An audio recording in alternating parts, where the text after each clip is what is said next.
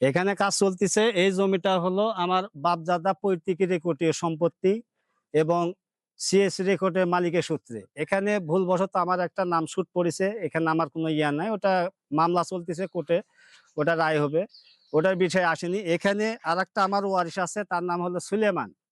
সে আমার চাচা, চাচার হলো দুটা মেয়ে। এই চাচা বারবার বলা হয় যে বাবা আমি যে জমি যদি বেচা থাকি এই দাগে, তাহলে দলিলটা আমাকে দেখানো হোক, দলিলটা আমাকে দাও। দলিল কোনো মতেই ওরা দিতে পারে না, এরম করে দিতে পারে না বলতে বলতে চাচা 20 বছর অফিসে ঘুরে শেষ পর্যন্ত চাচা আমার মারা গেছে। চাচার একটাই আফসোস থেকে গেল আমার কাছে, এবং চাচা আমার হাত ধরেও আফসোস করে গেছে যে না, তোরা আমার যদি বেটা হলো নি তাহলে কি হলো নি, আমি তো ভাইস্তা, তো আপন, তা পড়ো না। তাহলে সে সূত্রে তার চাচার দুটা মেয়ে। এখন আমি আসছি, বারবার এদেরকে বলা হয়েছে, দেখেন কাজ চলতেছে, কাজ চলাকালীন কালকে মিস্ত্রি বিদায় করে দেওয়া হয়েছে। দেওয়ার পরে থানাতে অভিযোগ দেওয়ার পরে থানায় অভিযোগ দিলাম। অভিযোগ দেওয়ার পরে পুলিশ আসলো, পুলিশ আসে উভয় পক্ষে কাগজপাতি দেখে সে বললো যে ঠিক আছে, তোমরা বসে একটা নিষ্পত্তি করে এটা ইয়া করো, ফাইসালা হোক। এ কথা বলে টুলে সে পুলিশের মনে পুলিশ চলে গেছে। আজকে সকাল থেকে বিবাদী পক্ষরা, আসামি পক্ষরা মনে করেন যে জোরপূর্বক দেখেন কাজগুলো করতেছে বা লাগাচ্ছে। এখানে যদি আমি বিশৃঙ্খলা করি বা একটা মাথার বাড়ি মারি বা আমার মাথার বাড়ি মারুক, তাহলে এখানে বিশৃঙ্খলা ঘটে যাবে, কেচে কেচে হয়ে যাবে, আর জন্য ক্ষতিগ্রস্ত কিন্তু আমরাই পড়বো। তাহলে কি আমাদের কাগজ পাতি থাকা সত্ত্বে, এবারে আমি ওয়ারিশ সূত্রে থাকা সত্ত্বে, তাহলে আমাদের কি কোনো মূল্যায়ন নাই? আমাদের কোনো কি বিচার ব্যবস্থা নাই? এই বিচার ব্যবস্থা যেন সুষ্ঠুভাবে করতে। আর বাদ বাকি কথা এ দেখেন হলো আমার চাচা সুলেমানের মেয়ে, আমার চাচা এটা আমার বোন। বাদ বাকি শোনা যে চাচা কতটুক দিয়ে গেছে এবং খাজনা খালি সব ওকে, তারপরও এরা দলিল বের করে দেখাতে পারেনি। এই জমিটা আমার বাবা কোনোদিনই বিক্রি করেনি। এটা আমার বাপ দাদার পৈতৃক সম্পত্তি। পাশে আরেকটা জমি আছে যেটা আমার বাবার কেনা সম্পত্তি। সেটা দলিলের মূল্যে আমার বাবা বিক্রি করে গেছে। কিন্তু যেটা আমার বাবার খতিয়ানের সম্পত্তি সেটা কখনোই বিক্রি করেনি। আমার বাবা অনেক চেষ্টা করছে, পৌরসভায় বিচার দিছে, লিখিতভাবে দেওয়া হয়েছে। দলিলটা দেখানোর জন্য অনেক অনেক চেষ্টা করার পরেও তারা আমাদের দলিল দেখায়নি। এখন আমার বাবা মৃত্যুর আগে সেই জমিটা আমার নামে লিখে দিয়ে গেছে। আমি খারিজ করছি, খাজনা খাজনা দিছি। সব ওকে, বর্তমানে আমার খারিজ, খাজনা সব কমপ্লিট। বর্তমানে এখনো পর্যন্ত এখন ঠিকই আছে। পর্যন্ত আমার সবকিছু কমপ্লিট। কিন্তু তারা আমাদের না ভুয়া জানায় দলিল বলে, ভুয়া দলিল দিয়ে জমি বিক্রি করা, তারা জোর করা দখল করে বাড়ি করতেছে। বাধা দেওয়ার চেষ্টা করলে তারা আমাদের সাথে ঝামেলা করে। ঝামেলা এখন করে এবং হুমকি আমার ধামকি তো দিয়ে নিজের থাকে। কোনো ভাই নাই। আমার ভাই বলতে আমার চাচাতো ভাইয়েরাই। এখন ভাইদের ছাড়া তো আমি কিছু করতে পারবো না। সবাই মিলে চেষ্টা করে দেখার পরেও কালকে পুলিশ আসলো। পুলিশের সাথে কথা হলো।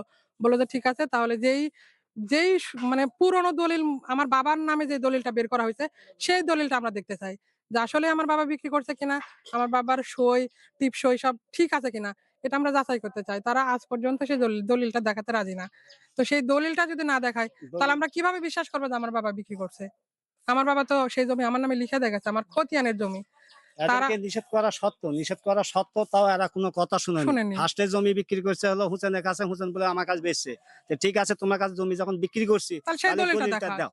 সেই দলিলটা তারা দেখাতে পারেনি। এই করতে করতে 20টা বছর অতিবাহিত হয়ে শেষ পর্যন্ত চাচা আমার মারা গেল, আমার বাবা মারা গেছে তাও দলিল ২০১৩ পর্যন্ত সালে। দিতে পারিনি। এখন ২০২৬ সাল। এই আইসা হলো এতগুলো বছরেও 20 আমাদের কোনো সালে কাগজ আইসা দেখায়নি। জমি বিক্রি করে হলো আলমের কাছে, আলম আবার বিক্রি করে হলো জিয়া মাস্টারের কাছে। জিয়া মাস্টারে নিষেধ করার পরে, মানা করার পরে, তারপরে কাগজপাতি তাদেরকে বলাও হয়েছে যে রানিং কেস চলতেছে, কেস চলাকালীন অবস্থায় জমি কেনাকাটা করে নেওয়ার বা ঝামেলা আছে। তারপরও সে কোনো কথা শুনেনি। তো আমাদের এখানে বিভিন্ন দালাল আছে, বিভিন্ন শক্তি আছে। এই বিভিন্ন দালালের মাধ্যমটা উচ্চ মহলের লোক আছে, তারা প্রতাপশালী লোক, আমরা অসহায় গরিব মানুষ। দেখেন আমাদের প্রতি কিভাবে নির্যাতন করে প্রকৃতভাবে ঘর বাড়ি তৈরি করতেছে বা ইয়া করতেছে। আমরা বাধা দিতে গেলে, শুরুর থেকে বাধা দিতে গেলে তারা কোনো কথা শুনে নাই। এইভাবে বিভিন্ন লোকজন দিয়ে আসা, তারা এইভাবে ফাঁকে ফাঁকে করে। এখানে উঁচ জায়গা, আমরা হলো এখানে অত পাক আসি না। তারপরে এই বিষয়টা মনে করেন যে আমরা নিষেধ করার পরও এখানে মালিক আছে, আমি দ্বিতীয় মালিক, এটা প্রথম মালিক, আমিও মালিক।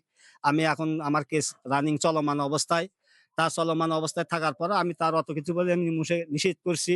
তারপরে থানায় হলো ইয়ে দেওয়া হয়েছে, বোনের সহযোগিতা নিয়ে বোনে বললো যে ঠিক আছে তুমি একটা ইয়ে দাও।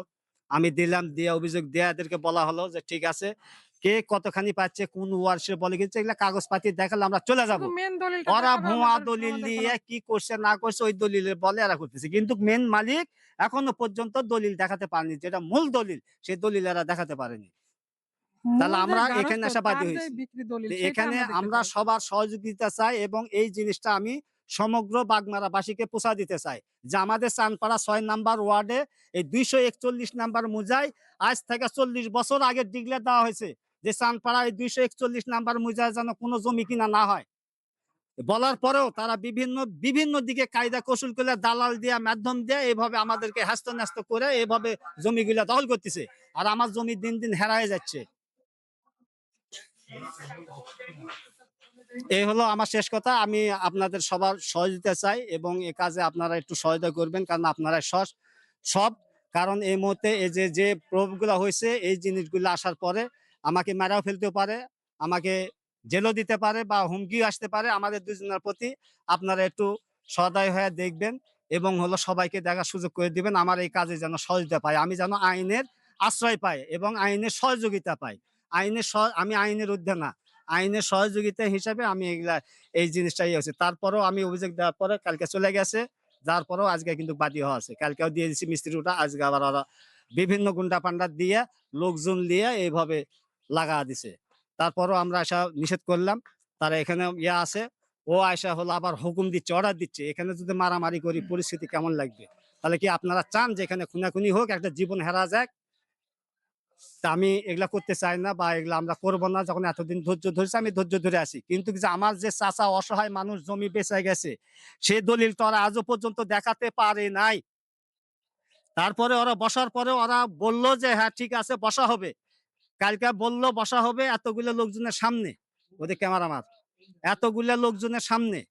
এই লোকগুলার সামনে এরা মিস্ত্রি। এই লোকগুলার সামনে বলা হয়েছে তারপরেও এরাও কাজে তাইছে যেহেতু এরা হলো কর্মজীবী, এদের কাজ করে খাওয়া, করতে হবে। তাই আসছে হুকুমের গোলাম। এখন বিষয়টা হলো এদেরকে নিষেধ করা হয়েছে বর্তমানে এই অবস্থায় আছে।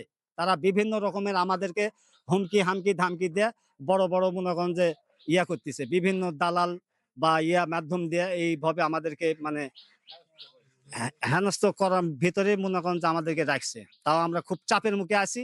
দয়া করে আপনারা সহযোগিতা করুন এবং আইনের সহযোগিতা চাই।